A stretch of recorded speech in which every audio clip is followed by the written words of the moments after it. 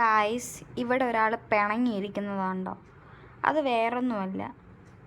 ഉണ്ടോ വരുന്നുണ്ട്, വേറൊന്നിനുമല്ല. ഞാൻ ഇങ്ങനെ തടയിക്കൊണ്ടിരിക്കണം. ഞാൻ കുറച്ച് മുമ്പ് തടയി ഞാൻ പയ്യെ നിർത്തിയത്.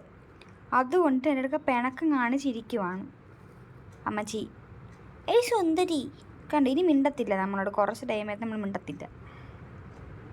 നമ്മളിങ്ങനെ കുറച്ച് നേരം തടകി നമ്മളിങ്ങനെ സെറ്റാക്കണം. എന്നാലേ പിന്നെ ആശാത്തി മിണ്ടു. ഭയങ്കര ഡിമാൻഡുള്ള ടീംസാണ്.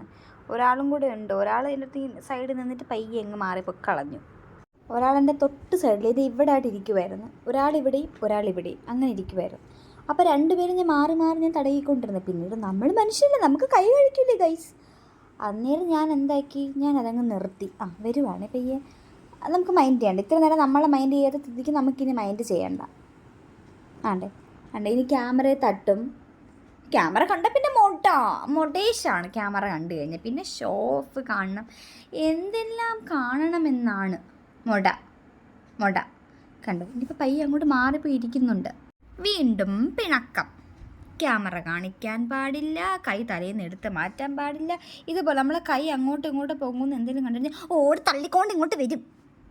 ഒന്ന് തടയി കൊടുക്കാനായിട്ട്. നിനക്ക് തല തടത്തിനാൽ മാത്രം ജോലിക്കാളെ നിർത്താടി, ബ്ലാഡി ഫുൾ.